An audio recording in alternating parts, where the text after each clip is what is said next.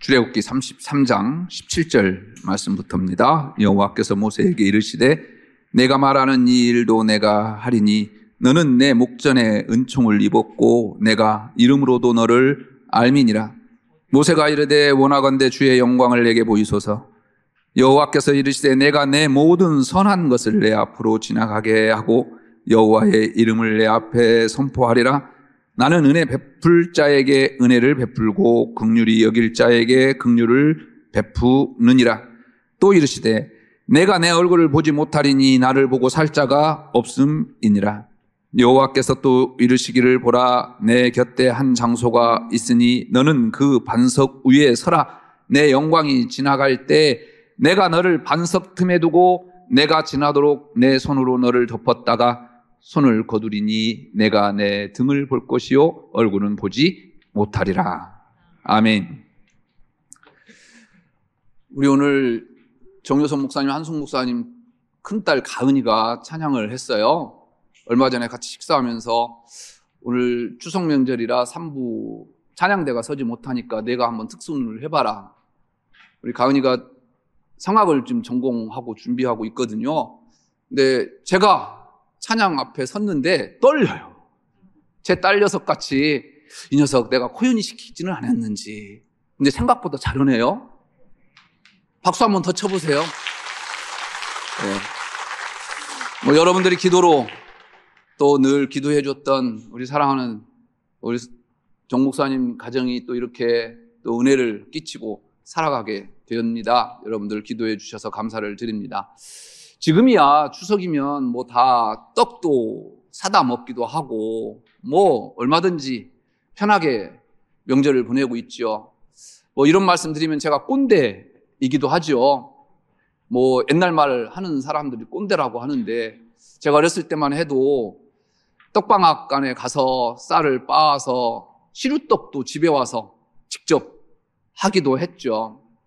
저희 동네엔 방앗간이 없었어요. 그래서 뒷골이라고 하는 곳에 이제 자전거를 한 30분 타고 가서 쌀을 빻아 갖고 왔지요. 고추방앗 찢는 냄새와 또 들기름이며 참기름 짜는 냄새가 우러져서 큰 소리와 함께 이제 명절이 다가오는구나라는 것을 느낄 수가 있었지요. 그런데 저희 어머니는 참 이해하실 수가 없는 분이에요. 굉장히 많이 쌀을 빻아오게 하셨어요.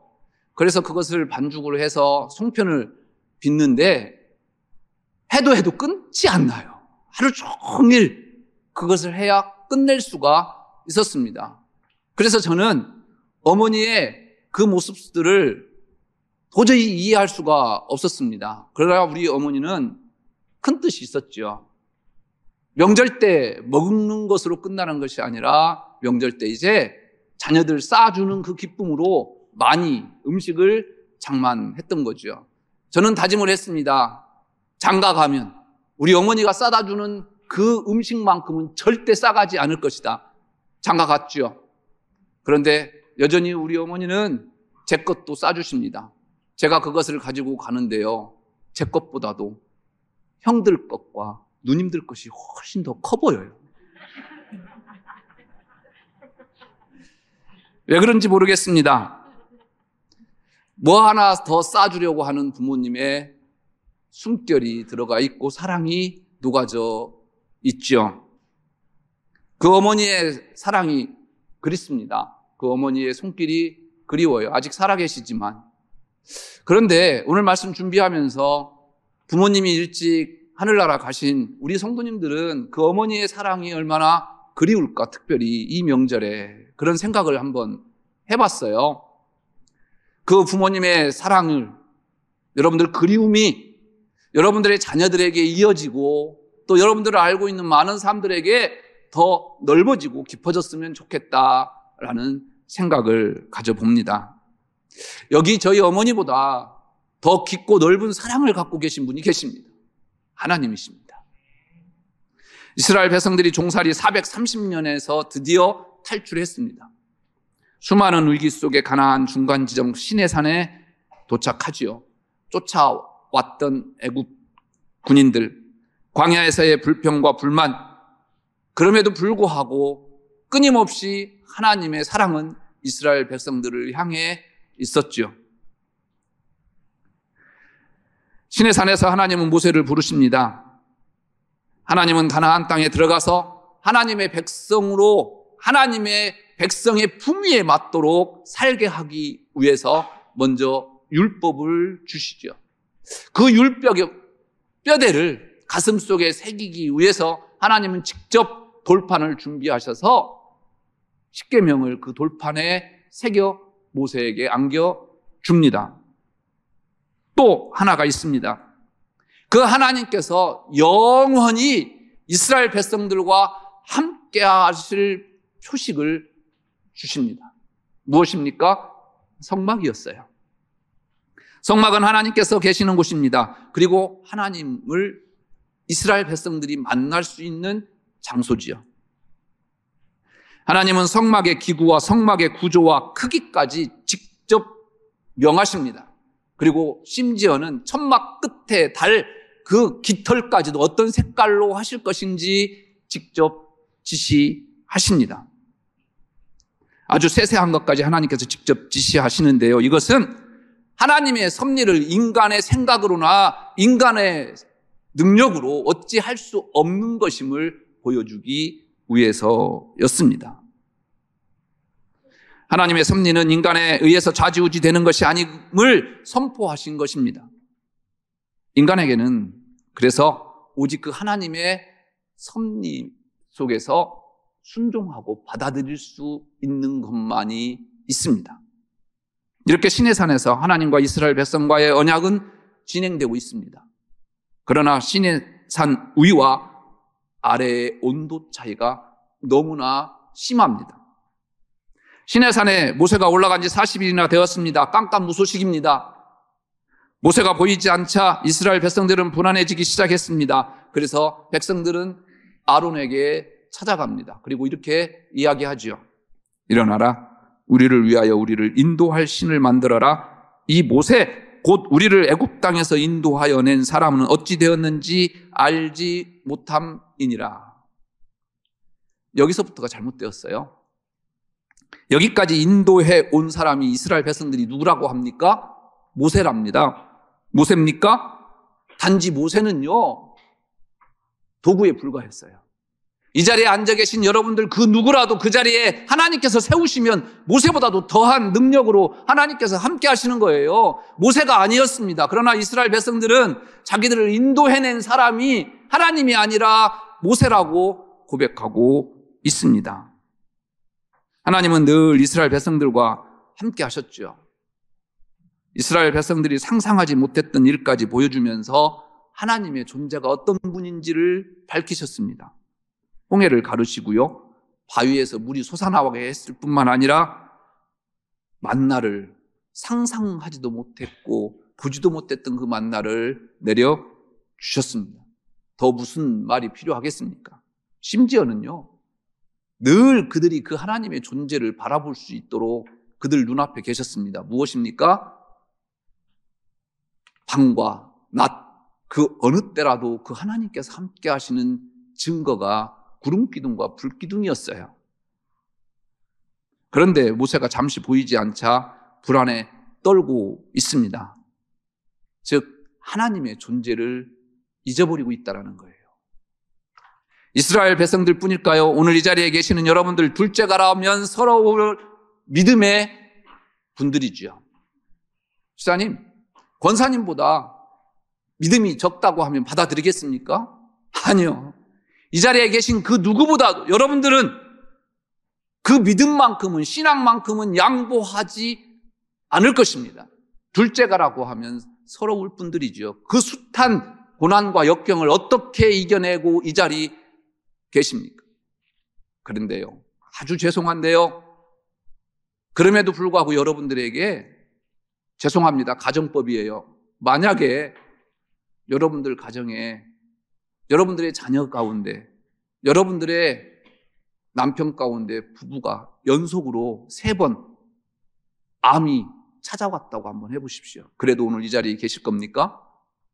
그래도 나는 그 누구보다도 믿음이 좋다라고 자부하실 것입니까?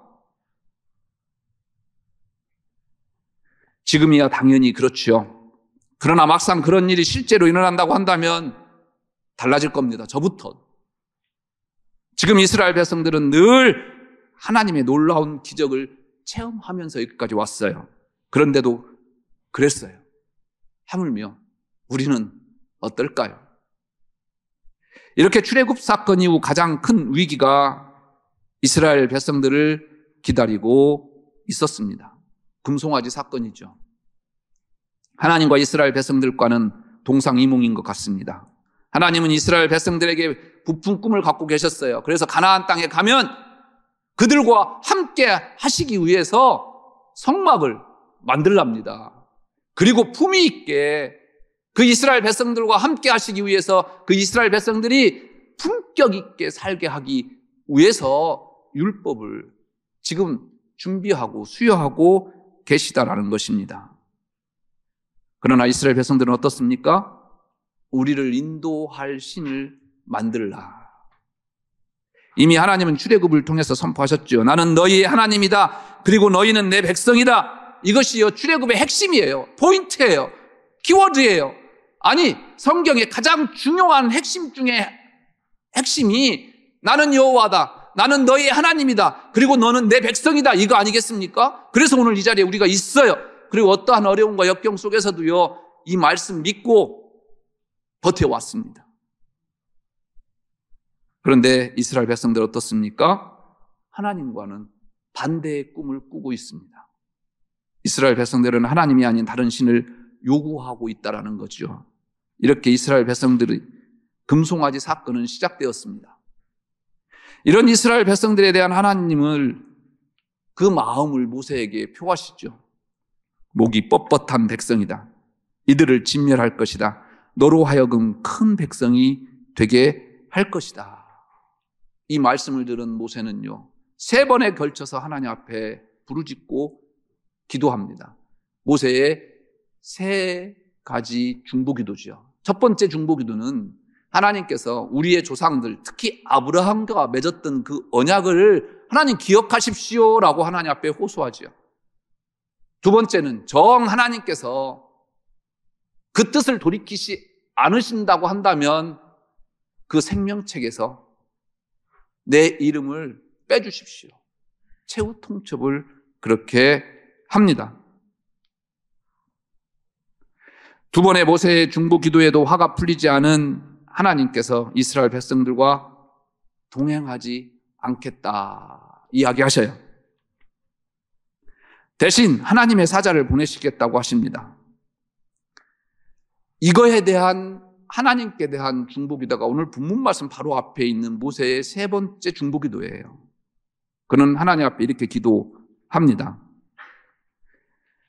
하나님이 함께 하시지 않으신다고 한다면 가나안 땅에 들어가야 할 이유가 없지 않겠습니까? 그러면서 아예 이곳에서 살게 해달라. 우리 가나안 땅 안 들어가겠다.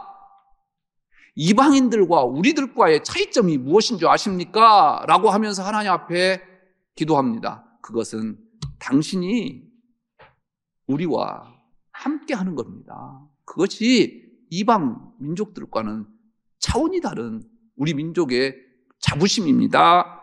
라고 기도하지요.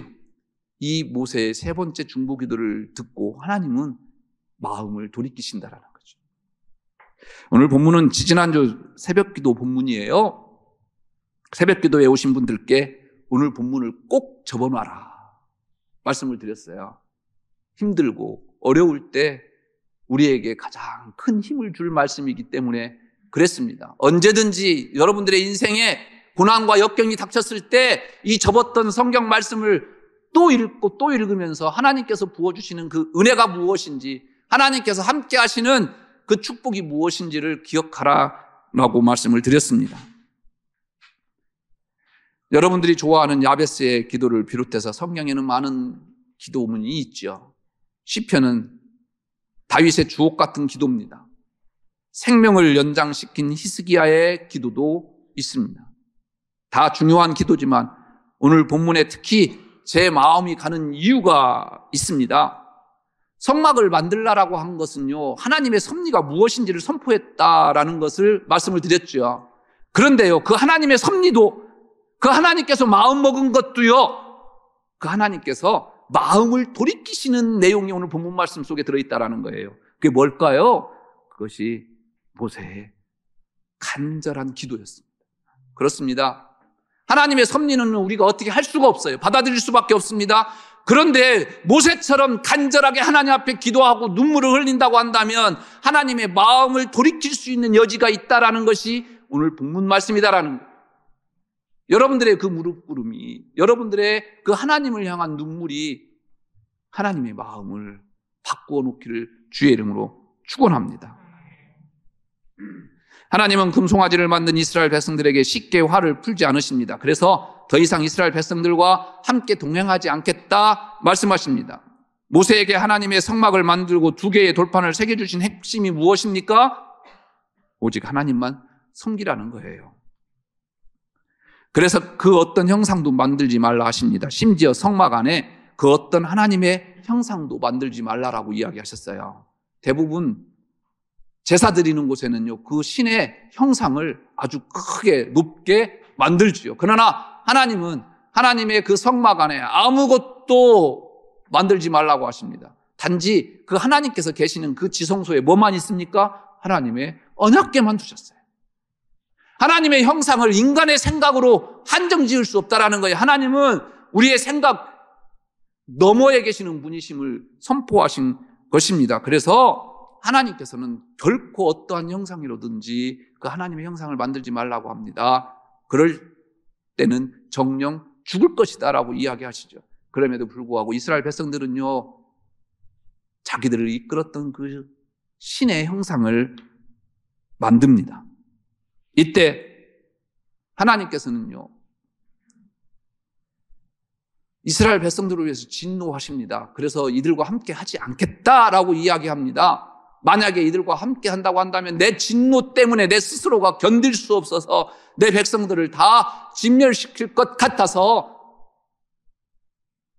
그들과 함께 가지 않겠다, 내 사자를 보내겠다 이야기하십니다. 한편으로 생각해 보면 이것 또한 하나님의 우리를 향한 사랑이었습니다. 그래서 잠시 떠나시겠다라는 거예요. 자식이 아무리 큰 잘못을 했더라도요, 자식을 진멸시킬 부모는 없죠.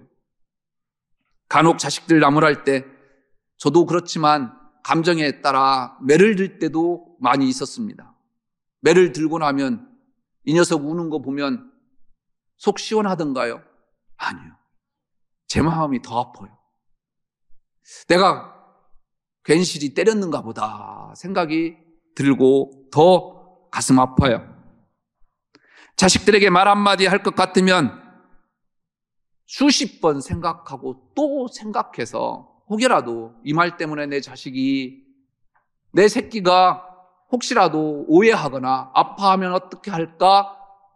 그래서 또 그 말을 새기고 또 새기는 것이 우리 부모들의 심정 아닐까요? 과일 하나를 먹어도요, 내가 집었던 것이 더 크게 보이고 좋게 보이고 먹음직스러워 보이면 자식에게 주려고 남겨놓았던 그 과일과 바꾸는 것이 우리 부모의 심정이 아닐까요? 자식에게 일어나지도 않을 수만 가지 경우의 수를 생각하는 것이 부모의 사랑이지요. 모세는 그 사랑 앞에 기도할 수밖에 없었습니다. 함께 이 모세의 기도를 한번 읽어볼까요? 함께 읽겠습니다. 모세가 여호와께 아뢰되 보시옵소서, 주께서 내게 이 백성을 인도하여 올라가라 하시면서 나와 함께 보낼 자를 내게 지시하지 아니하시나이다. 주께서 전에 말씀하시기를 나는 이름으로도 너를 알고 너도 내 앞에 은총을 입었다 하셨사온즉 내가 참으로 주의 목전에 은총을 입었사오면 원하건대 주의 길을 내게 보이사 내게 주를 알리시고 나로 주의 목전에 은총을 입게 하시며 이 족속을 주의 백성으로 여기소서. 여호와께서 이르시되 내가 친히 가리라. 내가 너를 쉬게 하리라. 모세가 여호와께 아뢰되 주께서 친히 가지 아니하시려거든 우리를 이곳에서 올려보내지 마옵소서. 나와 주의 백성이 주의 목전에 은총을 입은 줄을 무엇으로 알리이까? 주께서 우리와 함께 행하심으로 나와 주의 백성을 천하 만민 중에 구별하심이 아니니까. 이 기도에 하나님의 마음이 녹아졌다라는 거예요. 내가 함께 하겠다. 그래서 모세는요, 하나님의 약속을 확증받기 위해서 담대하게 또 요청하지요. 당신의 영광을 내게 보이소서. 18절 말씀이에요. 이에 대한 하나님의 대답입니다. 함께 읽으실까요? 또 여호와께서 이르시되 내가 내 모든 선한 것을 내 앞으로 지나가게 하고 여호와의 이름을 내 앞에 선포하리라. 나는 은혜 베풀 자에게 은혜를 베풀고 긍휼히 여길 자에게 긍휼을 베푸느니라. 또 이르시되 내가 내 얼굴을 보지 못하리니 나를 보고 살 자가 없음이니라. 여호와께서 또 이르시기를 보라 내 곁에 한 장소가 있으니 너는 그 반석 위에 서라. 내 영광이 지나갈 때에 내가 너를 반석 틈에 두고 내가 지나도록 내 손으로 너를 덮었다가 손을 거두리니 내가 내 등을 볼 것이요 얼굴은 보지 못하리라. 오늘 본문 말씀이에요. 세 번째 중보기도에 대한 하나님의 응답. 쉽게 말씀드리면 이 말씀이 무슨 말이냐면 하나님 그럼 우리와 함께 하신다고 하시는데 그 표징을 좀 보여주십시오. 하나님이 나의 영광을 보게 된다고 한다면 너는 죽게 될 것이다. 그런데 내가 정 나를 보기를 원한다고 한다면 너에게 영광으로 나타나겠다. 저 바위 위에 서라. 그러면서 하나님께서 뭐라고 말씀하십니까? 내가 나의 영광을 보면 죽게 된다. 그러니까 내가 바위 틈에 숨어 있는 것처럼 내 손을 들어서 너를 이렇게 감싸주겠다. 2부 예배 때는 아멘 많이 했는데 이때 할렐루야. 하나님 지금 바위 위에 서 있어요. 그런데 바위 틈에 숨어 있는 것처럼 내가 너를 감싸주겠다라는 거예요. 우리 하나님은 이러한 세세한 부분까지 우리를 위해서 마음을 쓰시는 분입니다. 비록 하나님의 진노로 죽을 수밖에 없는 이스라엘 백성이더라도 다시 마음을 돌이키시는 하나님이십니다. 그 하나님이 여러분들을 보호하신다라는 것입니다. 작년에 등록하신 한 젊은 부부가 얼마 전에 저를 찾아오셨어요.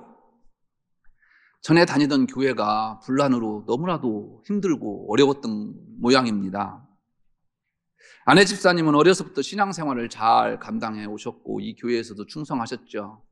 주일 새벽부터 가셔서 성가대에다가 교회 학교 교사에다가 또 여러 가지 봉사를 많이 하셨습니다. 그런데 이러한 아내가 이 남편 눈에는요 너무 불만스러운 거예요. 불평스러운 겁니다. 그리고 교회도 싫습니다. 그래서 늘 이 남편은 불평과 불만으로 가득 찼지요. 교회가 분쟁이 나서 교회가 산산조각 났다고 합니다. 그래서 결국 이 부부는 우리 교회에 작년 말에 등록을 했습니다. 감사한 것은 우리 교회 이 부부가 등록하신 이후부터 남편이 누구보다도 많이 변했다라는 거예요. 그래서 늘 하루 종일 찬양을 입에 띄지 않고 살아간답니다. 특히 우리 드림 찬양팀을 좋아해서 그 드림 찬양단이 불렀던 그 찬양을 일주일 내내 유튜브에서 찾아서 같이 부르곤 했다라는 거예요. 그리고 남편도 많이 성숙해져 갔습니다. 그러던 중 청청병력 같은 소식을 듣게 돼요. 아들이 둘이 있었습니다. 큰아들이 중학생입니다. 이 아들이요 운동도 잘하고 그렇게 건강했었는데 희귀병에 걸렸어요. 무슨 희귀병이냐? 우리는 근육을 쓰면 쓸수록 근육이 또 발달되지 않습니까? 생겨나지 않습니까? 이 근육을 죽을 때까지 이 근육만 써야 된다는 거예요. 쓰면 쓸수록 빠져나가서 생기지가 않는데요. 운동 좋아하던 그 운동도 접어야 했습니다. 특히 의사는요, 어머니의 유전 형질이 아들들에게 이어진다라고 이야기했다고 합니다. 이 어머니 어떻게 살까요? 그러니까 저한테 오셔서 차라리 내가 아팠으면 좋겠는데 나 때문에 내 아들이 그렇다라는 그 죄책감으로 눈물을 흘려요. 막내를 데리고 왔어요. 얼마나 건강하고 천진난만한지 몰라요. 같이 이야기하는데 뛰어다니기도 하고요. 내가 그냥 내버려 두라겠어요. 그런데 이 어머니 아버지의 입장에서는요, 그 녀석도 형처럼 그런 희귀병이 몸속에 들어있을지 모른다라고 하는 그 현실이 이 어머니의 마음을, 아버지의 마음을 참담하게 만드는 것이겠죠. 그래서요, 서울에서 사업체를 하나 운영하고 있는 다 접었어요. 그리고 지방에 내려가서 이 아들하고 함께 살기 위해서 조그만 카페 하나를 열었습니다. 함께 살면서 평생 우리가 죽고 나면 이 녀석 이 일이라도 할 수 있게끔 하기 위해서 서울의 사업장을 다 접고 지방으로 내려가서 오픈을 했습니다. 그 오픈한 첫 11조를 가지고 오셨어요. 제가 받겠습니까? 그 아이 병원비가요, 희귀병이라 보험 처리도 되지 않고 한 번 주사 맞는데 5천만 원 이상이라고 하네요. 어떻게 감당을 해요? 그거 맞는다고 해서 나을 보장이 있다고 한다면 무슨 짓을 해서라도 하겠다라는 거예요. 그런데 낫는다는 보장도 없다라는 거죠. 그런데 어떻게 받아요? 돌려드렸습니다. 하나님은 당신들의 그 마음 충분히 알고 계신다. 그런데 여자 집사님이 그러셔요. 목사님, 아닙니다. 이것은 꼭 받아야 됩니다. 왜 받아야 되느냐? 처음으로 제 남편이 하나님 앞에 11조를 드려야 된다라고 말씀하셨기 때문이라는 거예요. 여러분들 일이라고 아멘도 안 하네. 생각나실 때마다 이 가정 위해서 기도해 주십시오. 제가 중부 기도방에 올려놨어요. 이름을 밝히지 않고 희귀병 앓고 있는 무명의 학생이라고 올려드렸어요. 애가 또 굉장히 또 사춘기이기도 하고 그러니까 예민해서 그렇게 올려드렸습니다. 자식을 위해 모든 것 정리하고 포기합니다. 어떻게 하면 아들을 위한 일인지 아들만 생각했습니다. 이것이 부모의 사랑이겠죠. 이 사랑을 하나님은 오늘 모세를 향해서 말씀하십니다. 내가 너를 반석 틈에 둔 것처럼 내 손으로 너를 덮었다가 거둘 것이다. 힘드십니까? 아프십니까? 감당할 수 없는 그 슬픔이 여러분들에게 와 있습니까? 하나님은 말씀하십니다. 내 손으로 너를 덮었다가. 기도하겠습니다.